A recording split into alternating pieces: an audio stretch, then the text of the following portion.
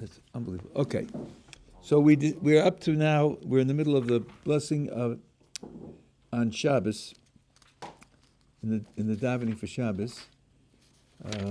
This was on page. Wait a minute.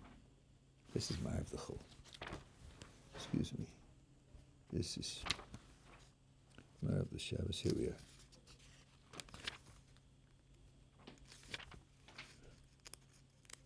This is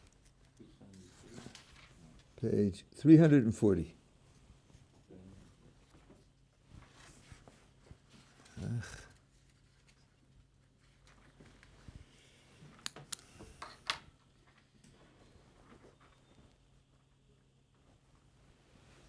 Why is this making so much noise?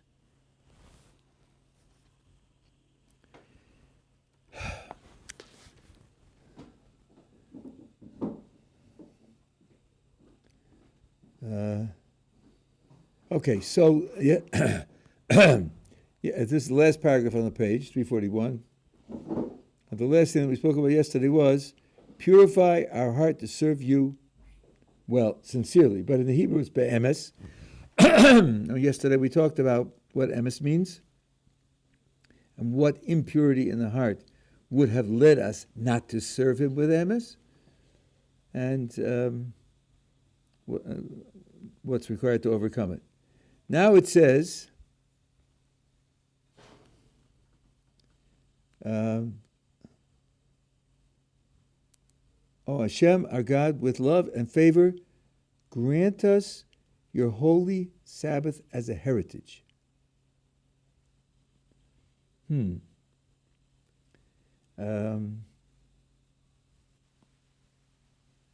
So, Lahanchil means to, in English, bequeath. It means to pass down by birth. This is something that's like in the family, a house, a farm, and you say, my great-great-great-grandfather bought this from the Indians. Oh God, you can't say Indians, right? And now it's been in the family, and every generation inherited from the previous generation. We live here and we farm. It's a very special type of relationship. It's possession. It's a possession. Somehow, the Shabbos is supposed to become our possession. And where does Ruvain get his connection to Shabbos from? From his father. Really? I don't know. The Torah is the Torah. The Creator is the Creator. Each person has mitzvos. We don't speak about tefillin being a heritage, or kashrus being a heritage, or shofar being a heritage. Just Shabbos is a heritage. So wonders where the imagery is coming from. And then you hear what the Gemara says. Kodesh Baruch Hu says to Moshe Rabbeinu, Matana tova yesh li beis gnozai. I have a wonderful gift in my treasure house. Go tell the Jewish people I have this gift for them. And that gift is Shabbos. So again, the imagery is, the Shabbos is a thing, because Baruch Hu gives it to us to be our possession. And then we hand it down as a heritage. Do you know of anything else that's like that? The Torah. Torah Tivulana Moshe, Morasha Kehilas Yaakov. It's a Morasha. This Yerusha is also an inheritance. So somehow, and there we know, because Baruch Hu gave us the Torah. Yom Matan Torah Seinu, we talk about. Shavuos is the day in which he gave us the Torah. And he gave us the Torah in very dramatic fashion. Because Lo Bashamayim Hi, we have to decide what the Torah means and how to apply it. And because Baruch Hu gave up any connection to it, any input to it. So that in the famous case in the Gemara where there was a voice from heaven saying that the majority was making a mistake, Eliezer was right and the other 70 were wrong, and the answer was, maybe so, but that doesn't have anything to do with how we paskin, Because we don't paskin on the basis of voices from heaven. We paskin on the basis of our understanding. That's the right thing to do, even if the proposition is false. The right thing to do, because that's what the rules of law tell us. Rules of law come from HaKadosh Baruch Hu. So it really belongs to us. Does Shabbos have any hint of that sort of reality? So I want to tell you a Pri Tzadik.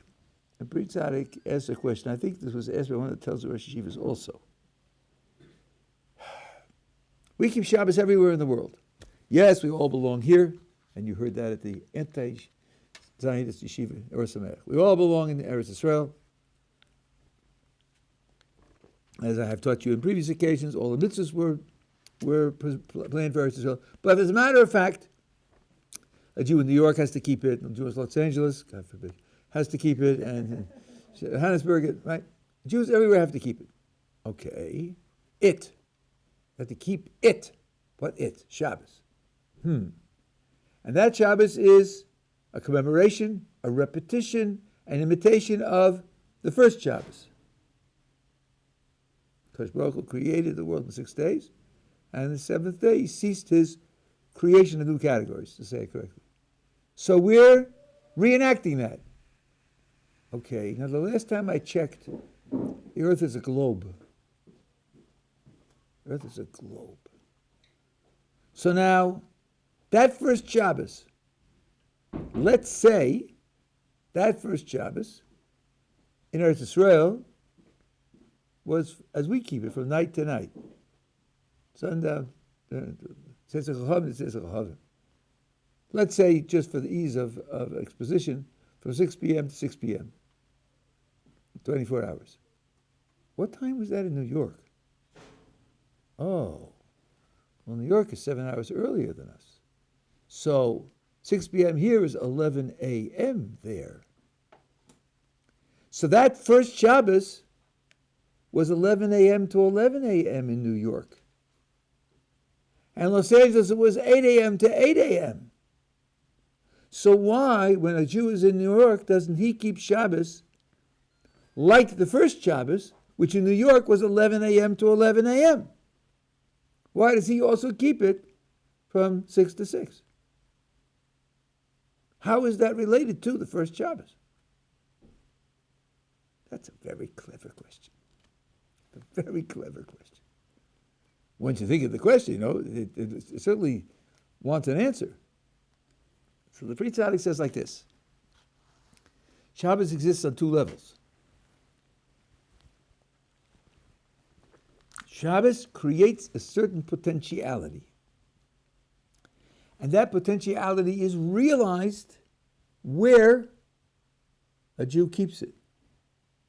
Creates a potentiality for something to happen in the spirituality of a Jew. As you know, only Jews keep Shabbos. And that elevates that Shabbos into an actuality. The potentiality existed everywhere. And it existed everywhere for that 24 hours. And that 24 hours was in Jerusalem, 6 p.m. to 6 p.m., and New York from 11 a.m. to 11 a.m. But there were only 2 people to celebrate it. Those were Adam and Chava, and they were here. And since they were here, Shabbos was only realized here. Now, when we say that we should keep Shabbos thereafter, in commemoration of the first Shabbos, which Shabbos do we mean? The Shabbos of potentiality or the Shabbos of realized actuality? Says the Pri Tzadik, the Shabbos of realized actuality was only one place, where it was from 6 p.m. to 6 p.m. So that being the case, that's the Shabbos that we are commemorating everywhere else in the world throughout history, not the mere potentiality. So that means that, all of that is just background to the question we were talking about. That means that what HaKadosh Baruch Hu created in Shabbos was only a potentiality that we realize. That's what's given to us. It's given to us that we realize the potential that Shabbos has. And that may be one way to explain the idea that it's a possession for us more than other mitzvos. can't we realize that potentiality? Why do you have to realize the reality? No. We are relating to, imitating, expressing what the reality was in the first Shabbos, not the potentiality. We're not realizing the reality. That's redundant. Reality is already realized. By definition, it's a reality. But we are recreating, reenacting the actualized Shabbos, not the potential Shabbos. So that Shabbos was the only perfect Shabbos that ever existed? Or how does that Shabbos, how does that Shabbos relate to every Shabbos afterwards? What I'm saying is that Shabbos, the first Shabbos, the seventh day of the creation, so to speak, had two elements, two dimensions. One dimension was a certain potentiality, and that was everywhere. And on the globe, that means that it was from 11 a.m. to 11 a.m. in New York, that potentiality existed in New York, and 8 a.m. to 8 a.m. in Los Angeles, and 6 p.m. to 6 p.m. in Yerushalayim. That's the potentiality, the dimension of potentiality. And then, since it takes a human being's enactment of Shabbos to realize the potential, that realization of the potential only took place where Adam was. He wasn't in New York. He wasn't in Los Angeles. So it didn't happen there. It happened only here. And that was an evening to evening period of time. So when we say that you're going to do Shabbos in New York and other places, when we say that, what we're saying is that Shabbos is to express the realized Shabbos of creation, not the potential Shabbos of creation. And that realized Shabbos was from 6 p.m. to 6 p.m. Now you could ask, which I'm sure is what you want to ask, right? So just say it's limited in geography, just as it's limited in time, right? Say you can't do it in New York because it was only limited, it was only realized here. Mm-hmm. And it's a good question. And that, for legal reasons, because Baruch Hu wanted it to be spread out. The idea of Eretz Yisrael is virtually simultaneous. And the difference, even with the Earth's curvature, is only 2 or 3 minutes. So Eretz Yisrael counts as one unit as far as that's concerned. And then there's a reason why Kodesh Baruch Hu wants us to keep mitzvahs outside of the land of Israel, even though it was designed for inside the land of Israel. That's all a long story, which I have told here several times. But the experience is an evening to evening experience because that's the only way it was experienced where it was realized. The 11 a.m. to 11 a.m. existence of the first Shabbos was not experienced by anyone, and its potential wasn't realized. Is it clear now? Okay, yeah. I want to ask about when we're meaning the potential is to connect this world with Olam Haba. That would be a sort of a sense of. Oh, let's think about that. I didn't have that in mind, but maybe you're right. Let's check that out. We say that.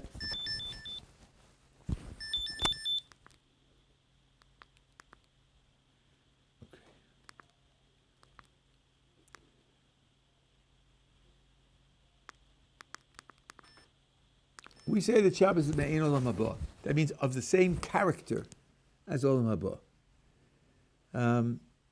That idea has a number of expressions.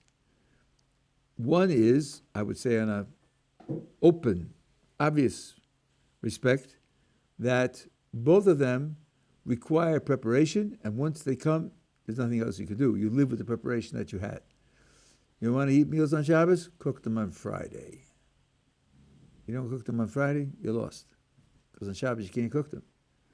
You want the lights on, you want the lights off? Set the lights on Friday. Because on Shabbos you can't do anything about that. Etc., etc. The Olam Haba also. You prepare for Olam Haba by what you do in this world. Once you leave this world and go to Olam Haba, nothing else you can do. All you take with you is what you prepared from beforehand. The image of the Gemara is a journey by ship. In those days, you brought it on the ship, and that's what you had. Once it leaves port, you're stuck with what you have. No more, no less. Today you can have a helicopter drop, but in those days you couldn't do that. So that's one respect in which Shabbos and Olam Haba are similar. Another respect, what we spoke about, the disconnection from the physical. In the Olam Haba, there's no physical activity whatsoever.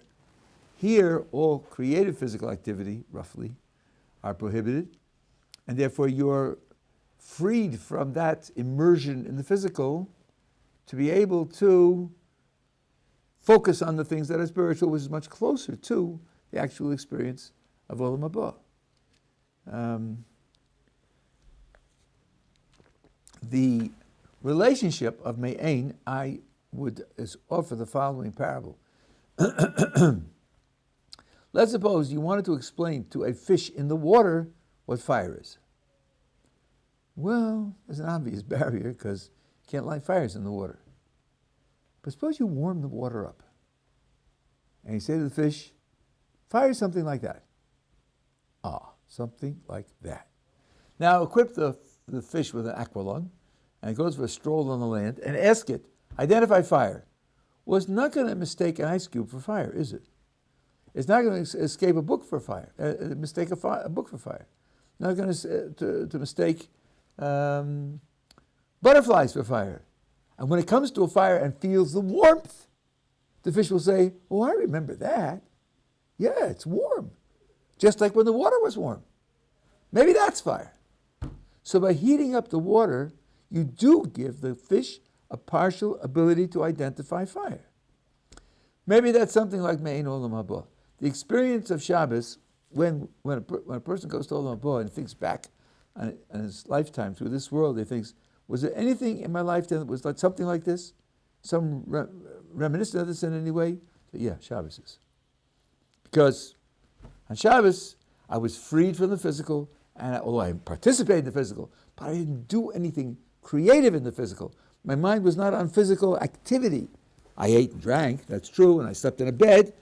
Those definitely are physical, but they are not engaging my active attention in the physical.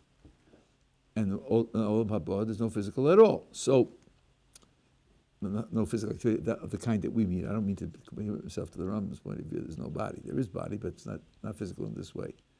So, that's what's sort of Me'ein Olam Haba.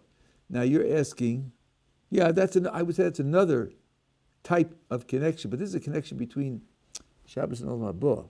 I was talking about a connection between later historical Shabbosim to the first Shabbos in the seventh day of creation. That's not Olam Haba. So how did the connection to Olam Haba come in? No, I meant the potentiality that it's activated in Shabbos is the potentiality of being in this world in sort of Olam Haba. Okay. I see that. In other words, that's part of what gets actualized in yeah, I think that's right. You actualize a state of existence, which the Gemara calls Me'ein Olam Haba. That's right. 100%. Okay. So what this illustrates is you have to take the words literally. Han chilenu, make it into an inheritance for us, has to be given some meaning. Now, it says here, like it says other places, but here it says, with love and with favor, you should do this for us. That Gemara that I quoted, HaKadosh Baruch Hu says to Moshe Rabbeinu, tell my children, tell my children that I have a precious gift for them. This is a father giving a precious gift to his children. That's love and favor.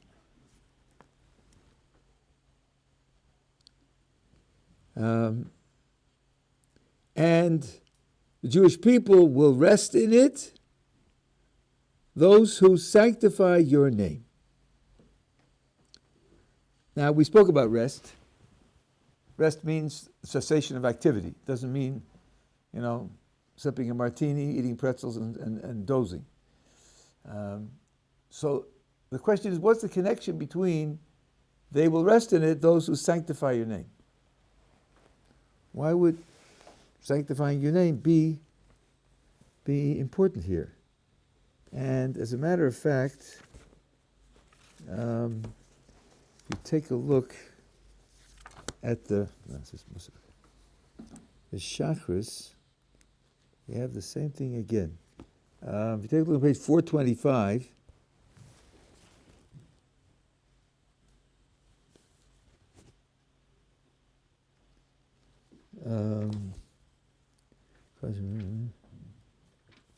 Right.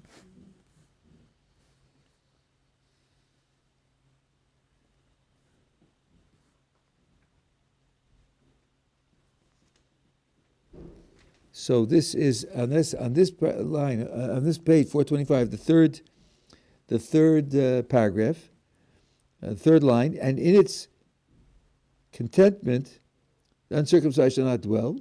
For to Israel, your people, you have given in love to the seed of Jacob, whom you have chosen, the people that sanctifies the seventh. They shall be satisfied and delighted with your goodness. The seventh you found favor and sanctified in.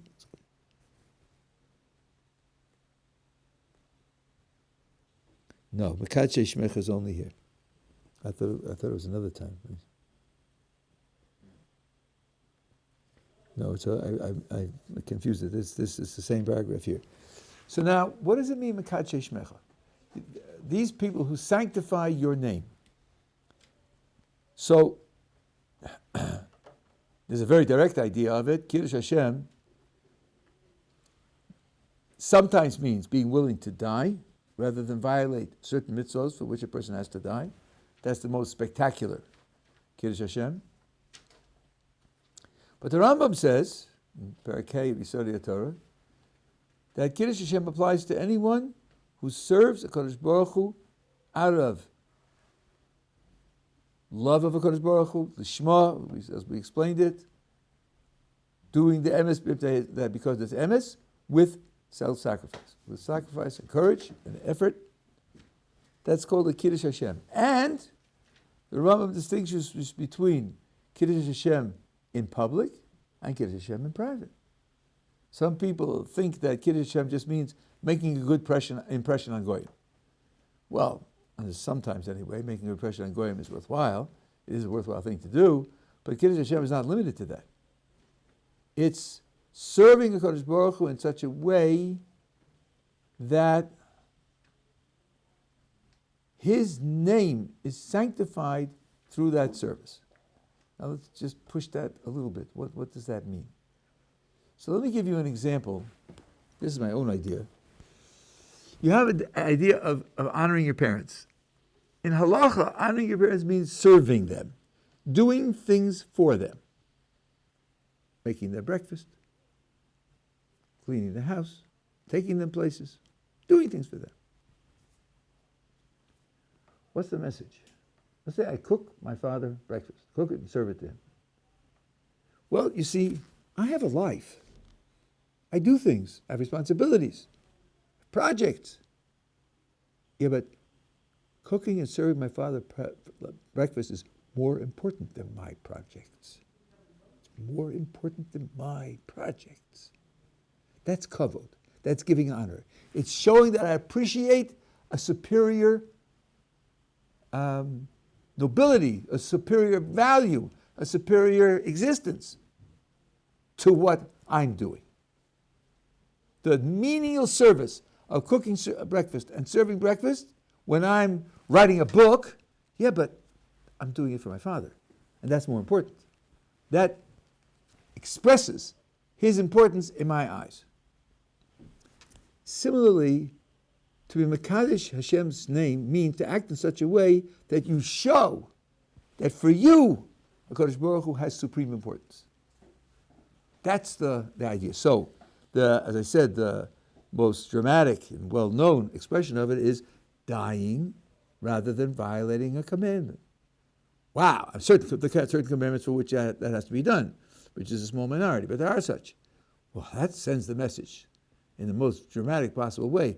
My whole life isn't worth violating these commandments because he told me not to. But then there are other ways to do it. You know, the old thing that people say, which I don't know if it has a direct source, but I think it's correct. You know, from what you are willing to die for, you should learn what you should be willing to live for. That's just a question of being willing to die. If that's worth dying for, then it's worth dedicating my life for that also because there's nothing else Greater than that, if I'm willing to give up my whole life for it. Unless something else I can give up my life for. Okay. So here, let's take again the Rambam's idea. If I serve a Kodesh Baruch Hu with absolute dedication for the only purpose of doing His will, because His will is more important than anything else that I am, that definitely shows that His name is holy, precious, ultimate, supremely valuable, and I'm showing that by my action. That's the way of being Mekadosh shame. I think the idea of shame here, the name, is that the action, if it's, especially if it's an action that other people see, but it's more than just a thought. It's a thought that's carried out in action. So now we ask that Kadosh Baruch Hu, that those who rest on Shabbos will be the ones who sanctify your name. Well, Shabbos has the greatest degree of holiness in time altogether. There is nothing else that's as holy as the time of Shabbos. This is the idea that many have pointed out, and it's worth thinking about, that the holiest day of the year comes once a week. You would have thought that the holiest day would be precious and it would only come once a year. No, it comes every week. That itself is a gigantic prize that the Kodesh Baruch Hu gave us. So the ones who are connected to performing Shabbos and realizing its potentiality are the ones who sanctify your name, because this is where their contribution belongs. We spoke about this once. I don't remember now whether it was to this group or a different group. I can't remember anymore what I say to who. You know, as I mentioned about 20 minutes ago, that only Jews keep Shabbos. The truth is, a non-Jew can keep, according to the Rambam, all of the mitzvos other than Shabbos, and he'll get a reward for doing so. A reward what's called Eina Mitzvah V'Oseh. It's a reward of someone who's not commanded to do it, but he's doing it voluntarily, and he will get a reward for doing it. Blowing shofar on Rosh Hashanah, and eating matzah on Pesach, and not wearing linen and wool in his garments. All those things he'll get a reward for. Honoring his parents, but not Shabbos. Can't do it for Shabbos. So you could ask, well, Shabbos commemorates the creation of the universe. Isn't he as affected, a non-Jew, by the creation of the universe as Jews are? We all owe our existence to the fact that Kodesh Baruch Hu created the universe. Why is it any less relevant or valid for a non-Jew to celebrate the creation than a Jew? Since our relationship to the creation, the fact of creation rather than there being nothing, is just as relevant to a non-Jew as a Jew. And the answer that I believe is that there are two qualifications necessary for being the representative who's going to celebrate the creation by keeping Shabbos. One is that the creation and the Shabbos should be relevant to him. That's certainly one criterion. And I agree that could say that a non-Jew is just as affected by that as a Jew. But then there's got to be someone whose existence expresses the theme of creation that Shabbos celebrates. And that might not be the case for everyone equally. And I'll give you an analogy. Let's talk about two countries negotiating a treaty. This treaty is going to bind the behavior of the citizens of both countries. Every citizen is going to be affected by the law equally in both countries. Does that mean that let's say it's America and France, does that mean that any American and any Frenchman could negotiate and sign the treaty? Well, not really. Not really. Treaties are negotiated and signed by governmental figures. Well, why? Since this treaty is going to bind the behavior of college professors and bus drivers and coal miners just as much as it will senators and presidents. Why are they special? Because the government represents the people as a whole, whereas an individual citizen doesn't represent the people as a whole, it represents himself. And since this is a commitment between two nations, you need a national representative to negotiate two national representatives to negotiate this and sign this on behalf of the people. So it's not a matter so much as of what the content of the law affects, what it governs, what behavior it requires or prohibits. It's who represents the nation, whose handshake commits the nation. Now, similarly, the creation is relevant to every creature that's created. But for someone to celebrate the creation, he has to represent the creation, not be affected by it, but represent it. Well, how can he represent it?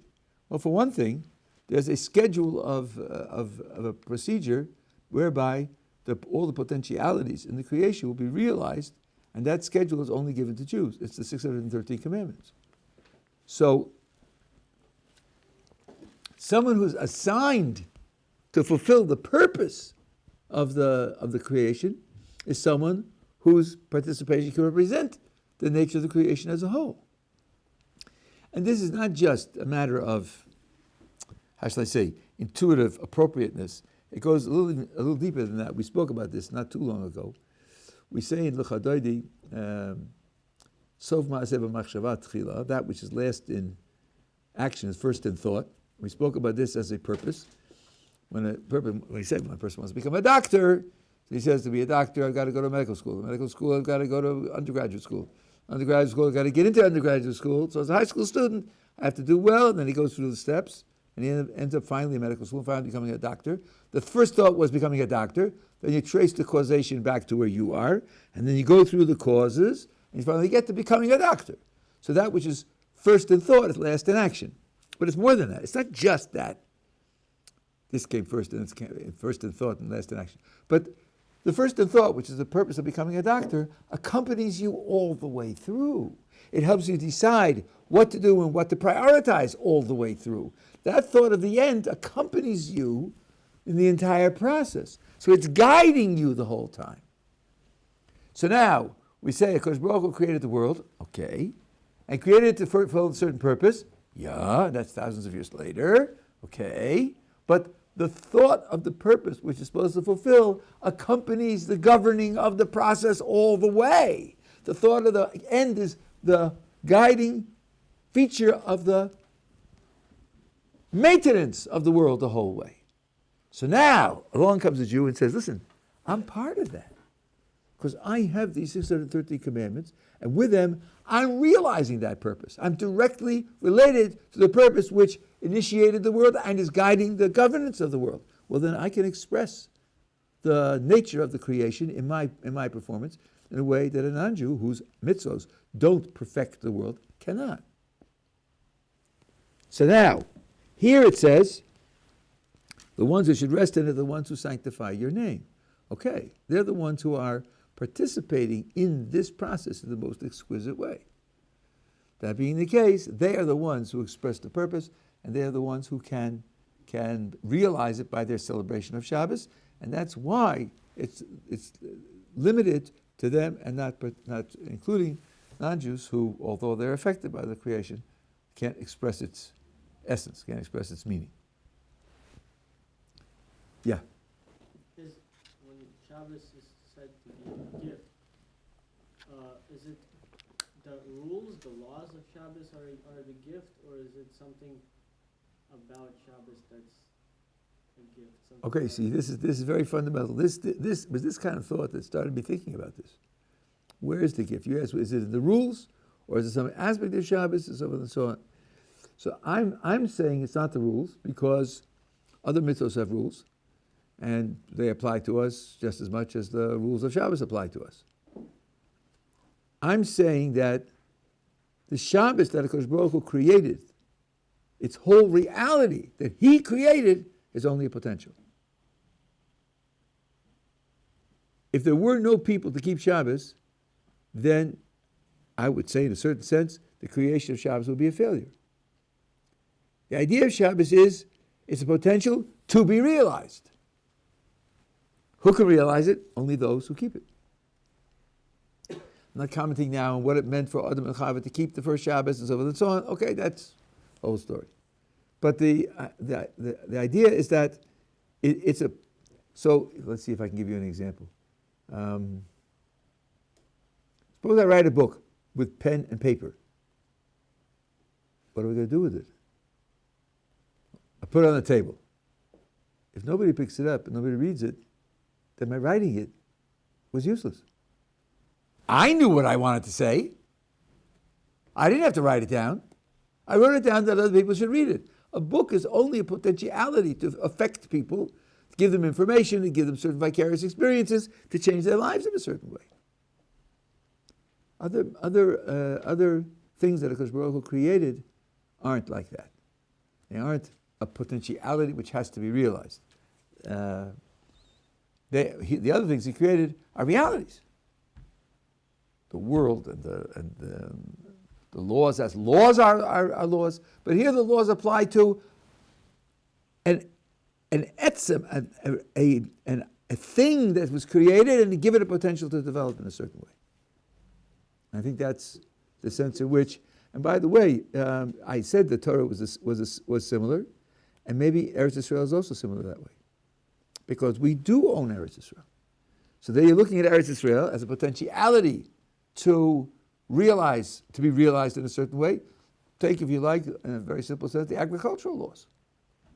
Nothing grows. There are no agricultural laws. The laws never get enacted. So like Shemitah, for instance. Well, Shemitah isn't a thing. Shemitah is just a set of laws. The land is a thing. Shabbos, as a period of time, is a thing. Time is not uniform for us.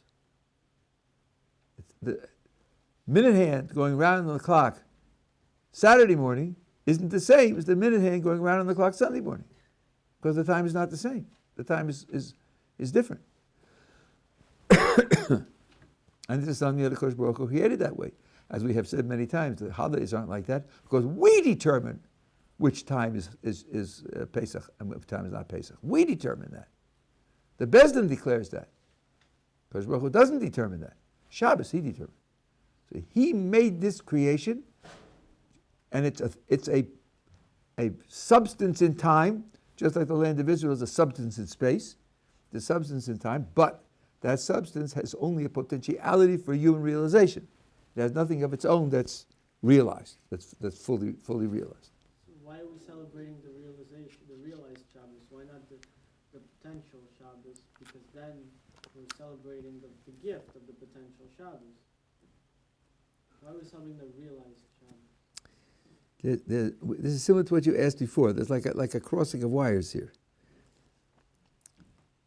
We take the potentiality of Shabbos, which HaKadosh Baruch Hu created and gave us, and we realize that potentiality. That's what we do. When we do that, we are imitating what happened on the first Shabbos when Adam and Chava did it. We're doing what they did. We're not realizing what they did, because what they did wasn't the potential. What they did was a realization. What they did isn't raw material for us. They took a raw material and realized it, and we similarly take the same raw material and we realize it. So we're doing what they did.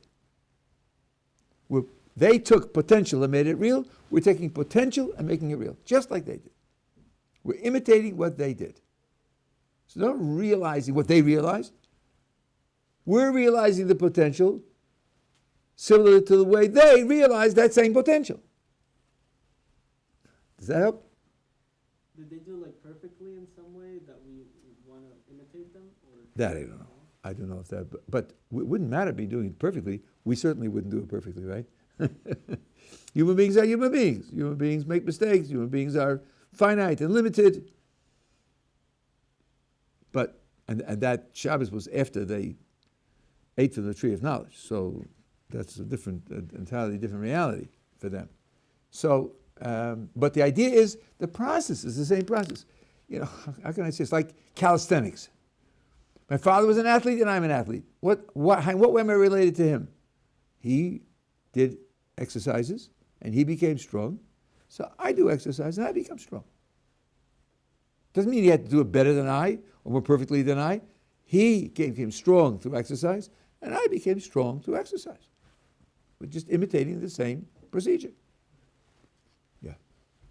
Just in this, bringing Sefer Yetziat Mitzrayim is also like that.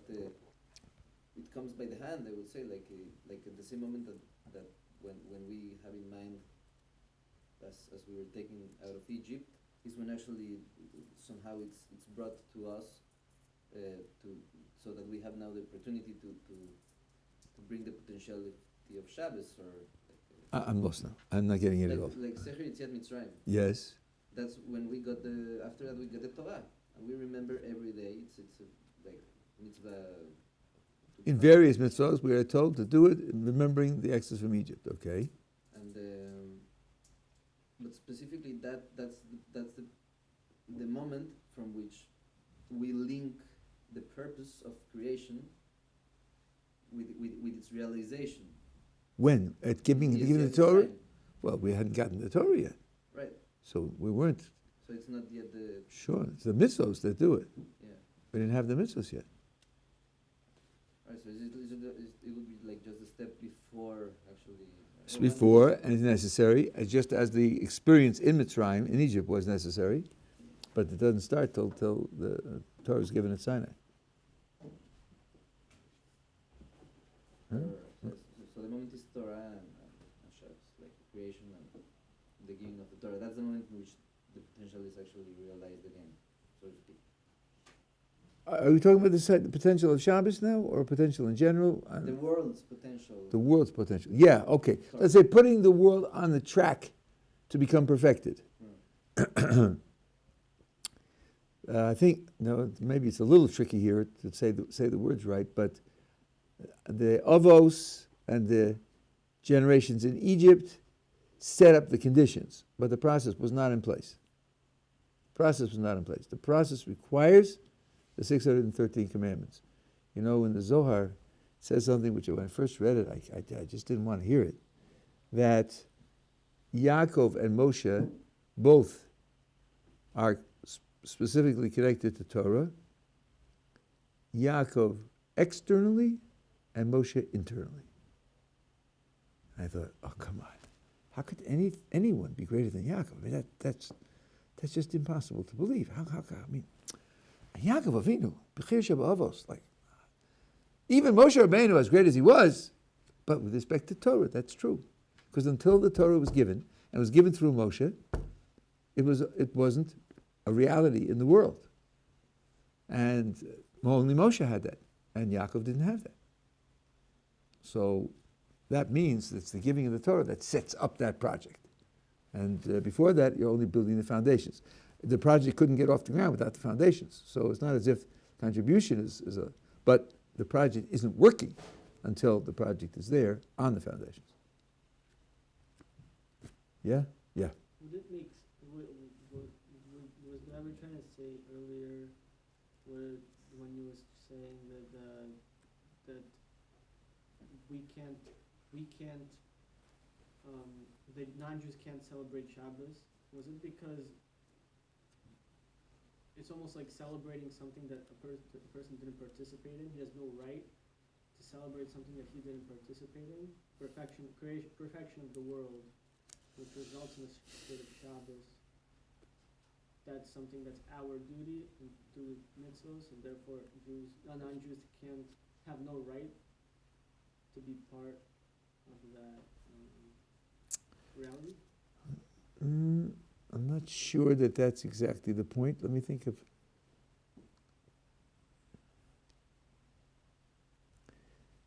And given what I said before, suppose the Secretary of State of the United States is negotiating something with the Foreign Minister of France. And one day the Secretary of State is sick. So I show up. I say, look, the Secretary of State can't make it today, but I'll fill in for him. I say, who are you? I'm an American citizen. Here's my passport. Who you're talking to. Be careful who you're talking to. So, yeah, but you're nobody. This is country to country, nation to nation. You don't represent the American nation. Maybe a nice guy, maybe smart, maybe healthy, but you don't represent the American nation. Only the Secretary of State does that. So it's just not the right, he doesn't play the right role to have that done.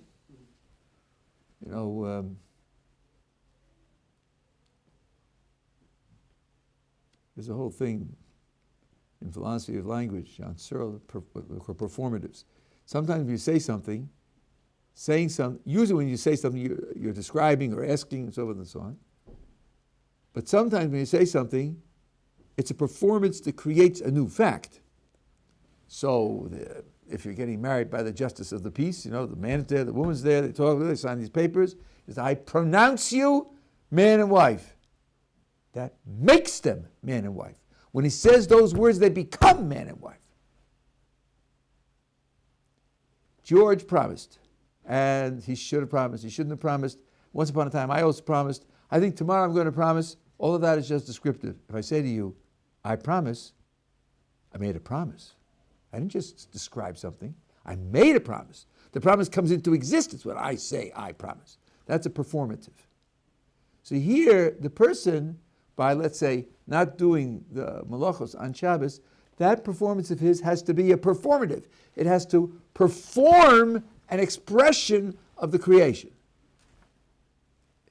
If somebody in the courtroom, other than the justice of the peace, says to the man and woman, I pronounce you man and wife, it's a joke. They don't become man and wife that way. Only the representative of the government has the power and the authority to make them man and wife. And you said the same words. They sound exactly the same. Yeah, but he doesn't play that role. The question is how you get to play that role. And the way you get to play that role is by carrying in you the essence of the creation. And I said the way we do that is that because we express the purpose of the creation. And the purpose of the creation is part of the constant guiding management of the creation. So since we express that purpose, we express the creation. We can play that role. Someone who doesn't, who has his private life and his local concerns and his influence on his environment and his own reality and a certain period of time, so forth and so on, and who's not contributing to the ultimate perfection of the creation, can't celebrate the creation because he can't play that role, because he hasn't got the position that role requires. Yeah. But can he at the same time enjoy the spirituality part of the Shabbat?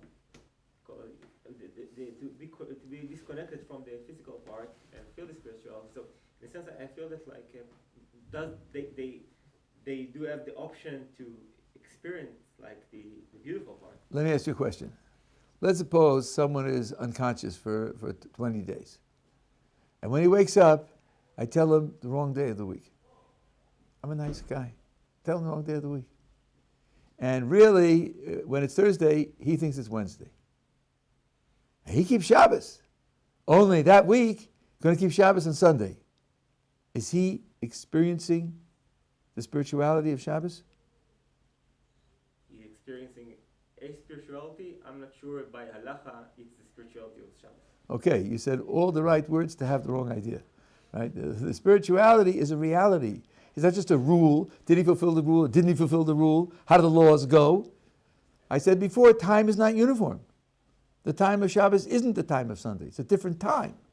Just like North America isn't the same as Asia. They're different continents. Time is not uniform. So he had certain psychological feelings which are similar subjectively to the feelings of Shabbos, but that's not the spirituality of Shabbos. It just isn't, because it's not Shabbos. And there you have the right person at the wrong time. Here you have the right time and the wrong person. But in both cases, it's not the spirituality of Shabbos.